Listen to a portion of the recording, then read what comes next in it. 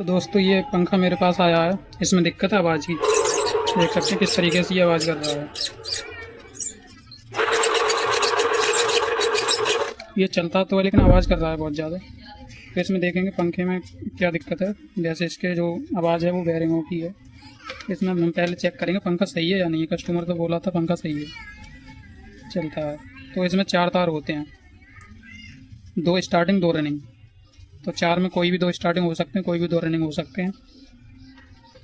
तो एक कलर के होंगे, उन पे हम देखेंगे। ये सीरीज वायर है, जल रहा है हमारा। इसी से हम देखेंगे कोई बॉडी में करंट तो नहीं है इसकी। दूसरे बाइंडिंग में देखेंगे हम, इस पर भी सीरीज जल रहा है। करंट चेक करेंगे, कोई करंट नहीं है पंखे में। हम स्टार्टिंग और रनिंग की पहचान यहीं से कर सकते हैं, सीरीज से ही कर सकते हैं। जब हम इस पे लगाएंगे, इस पे बल्ब है वो हमारा जितना जल रहा है उसको हम बल्ब को देखेंगे कितना जल रहा है। उसके बाद दूसरी बाइंडिंग पे जब हम चेक करेंगे तो हम देखेंगे इस पे थोड़ा कम जल रहा है बल्ब, इस बाइंडिंग के मुकाबले। इस पे थोड़ा ज़्यादा जल रहा है, इस पे थोड़ा कम जल रहा है बल्ब। तो जिस पे कम जलता है वो हमारी स्टार्टिंग होती है, और जिस पे बल्ब ज़्यादा जलता है वो हमारी रनिंग होती है। रनिंग में टर्न थोड़े कम होते हैं और स्टार्टिंग में टर्न थोड़े ज़्यादा होते हैं। इसलिए हमारा रेजिस्टेंस बढ़ जाता है ज़्यादा टर्न होने की वजह से, इसलिए हमारा सीरीज बल्ब कम ग्लो होता है।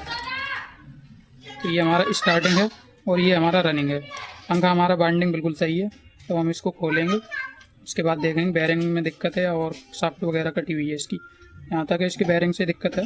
बेयरिंग तो चेंज करने ही करने हैं। सापट भी देखेंगे हम, सापट तो नहीं कटी हुई है। तो हम फटाफट से इस पंखे को खोल लेते हैं, उसके बाद आपको दिखाते हैं। ज़्यादा टाइम चला हुआ पंखा आ रहा है तो उस पर हथौड़ी नहीं चलानी है बिल्कुल भी।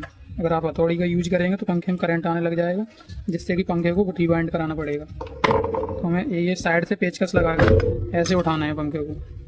जब हम साइड से पेचकस लगा के पंखे को उचकाएंगे तो पंखा खुल जाएगा। जैसे ये खुल गया। इसकी बाइंडिंग बिल्कुल ही सही है, कोई दिक्कत नहीं है बाइंडिंग में। इसके बेयरिंग आवाज़ कर रहे हैं। इसकी सापट भी बिल्कुल नहीं कटी हुई है, सापट भी ठीक है। इसके बेयरिंग देख सकते हैं आप, बेयरिंग खाली हो चुके हैं, इसके सूख चुके हैं बिल्कुल। तो हम इसमें नए बेयरिंग डालेंगे।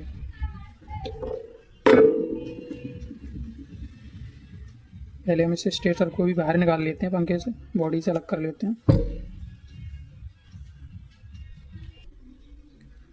तो ये स्टेटर हमने अलग निकाल लिया है। बेयरिंग इसमें ही फंसा रह गया है। ये बेयरिंग काफ़ी जाम है, यही बेयरिंग आवाज़ कर रहा था। तो यही बेयरिंग जाम है, बाकी थोड़ा बहुत पेपर हल जाता है, उससे कोई दिक्कत नहीं है। अब हम इसको निकालने के बाद पहले चेक करेंगे इसमें करंट तो नहीं बन गया, क्योंकि थोड़ा बहुत पेपर झड़ जाता है। जब स्टेटर फंसा हुआ हो तो निकालना पड़ता है, तो उस टाइम थोड़ा पेपर है वो झड़ जाता है। तो हम दोनों बाइंडिंगों को बॉडी से चेक करेंगे, कोई करंट नहीं है किसी भी बाइंडिंग में। तो हमारा स्टेटर ठीक है। अब हमें स्टेटर से जो बेयरिंग फंसा हुआ है उसको बाहर निकालना है। तो उसके लिए ये बेयरिंग पुलर आता है, इसका इस्तेमाल करेंगे।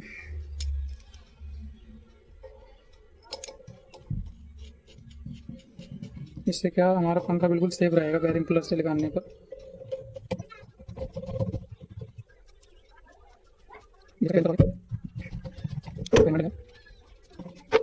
इसकी जगह पे हम नया बेयरिंग डालेंगे। ये सीलिंग फैन में जो पंखे होते हैं ज़्यादा ओल्ड मॉडल में अलग अलग नंबर का होता है। वैसे ज़्यादातर बेयरिंग होते हैं 6202 बेयरिंग ऊपर होता है, 6201 बेयरिंग नीचे होता है। जो बेयरिंग का नंबर होता है 6202 और 6201। ये 6202 बेयरिंग है। तो हमारे पास SCH का बेयरिंग है।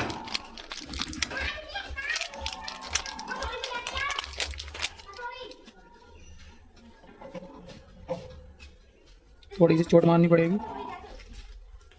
तो इसके लिए जो बेयरिंग पुलर में ये आती है प्याली, इसको रखेंगे जिससे कि बेयरिंग पे डायरेक्ट चोट ना लगे।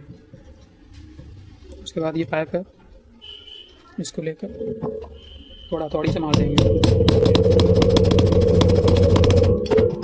अभी हमारा थोड़ा सा रह गया। ये सीट होती है इसकी बनी हुई बेयरिंग की, वहाँ पर बैठना चाहिए। थोड़ा रह गया, थोड़ी और चोट मारेंगे।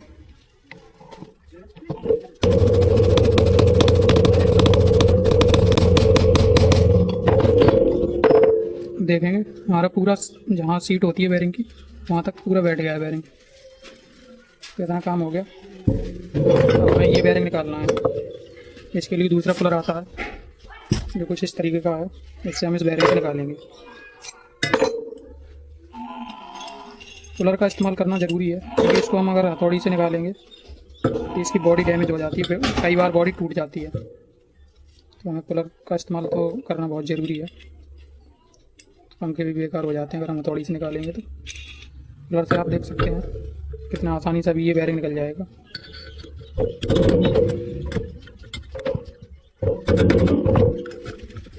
तो हम इसको कसेंगे, जैसे जैसे ये कसता जाएगा बेरिंग ऊपर को निकल जाएगा।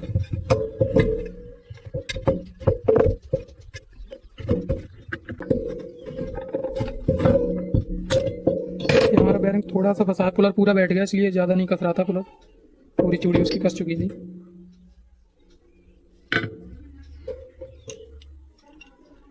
तो हम उसके लिए कुछ लगा लेंगे इसको, जिससे कि पुलर को थोड़ा गैप मिल जाए।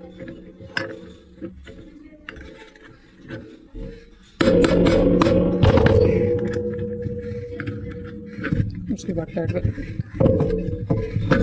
जैसा कि आप देख सकते हैं ये हमारा बेरिंग निकल गया, इसमें पुलर में फंसा रह गया, हो गया। कुछ इस तरीके से पुलर का काम होता है।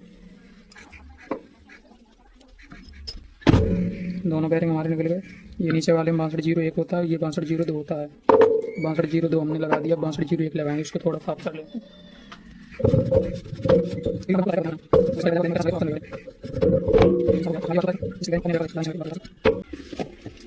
ये 6201 है, इस पर नंबर लिखे हुए होते हैं, मैं आपको भी दिखाता हूँ बेरिंग पे। ये लिखा है 6201 2RS SCH लिखा हुआ है। ये 6201 बेरिंग। हम इसको बैठाएंगे, ऊपर से पुराना बेरिंग रख लेंगे, इस पर थोड़ा थोड़ी चोट मार देंगे, बैठ जाएगी। बैठ गया बेरिंग। डायरेक्ट थोड़ी चोट इसलिए नहीं मारना, ये बेरिंग डैमेज हो सकता है। तो हम इसको सेट करेंगे।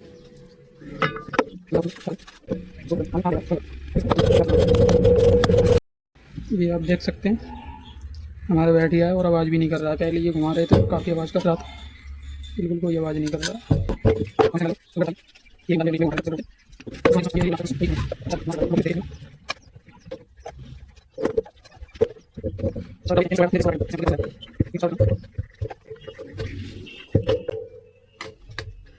उसके बाद देखो कोई आवाज़ नहीं, फ्री भी चल रहा है पंखा, कोई आवाज़ नहीं पंखे के अंदर, फ्री चल रहा है पंखा, कोई दिक्कत नहीं पूरा। तो अभी हम इसमें कंडेंसर वगैरह पूरा सेट करके आपको चला के दिखाते हैं पंखे को।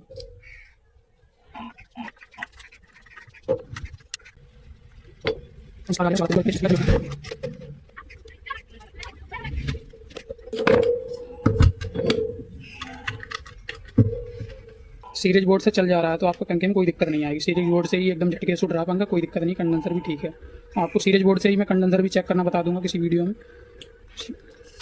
कोई भी काम होता है उसमें सीरीज बोर्ड का बहुत रोल होता है। आपको सीरीज बोर्ड तो बहुत ज़रूरी है। सीरीज बोर्ड से आप हर चीज़ को चेक कर सकते हैं, कंडेंसर भी चेक कर सकते हैं, हाँ ये वीक है या ख़राब है। डायरेक्ट लोग लाइट में लगा के देखते हैं, ये डायरेक्ट वाला पे लगा, इसमें कंडेंसर को हम लगा के देखते हैं तो उससे पता नहीं चलेगा हमारा। जो हम शॉर्ट करके देखते हैं कंडेंसर को, उससे भी हमारा पता नहीं चलता कंडेंसर वीक है या क्या है। लेकिन सीरीज बोर्ड से पक्का कंफर्म हो जाता है हाँ कंडेंसर सही है या ख़राब है, तो पंखा हमारा ठीक है। वीडियो को लास्ट तक देखने के लिए धन्यवाद।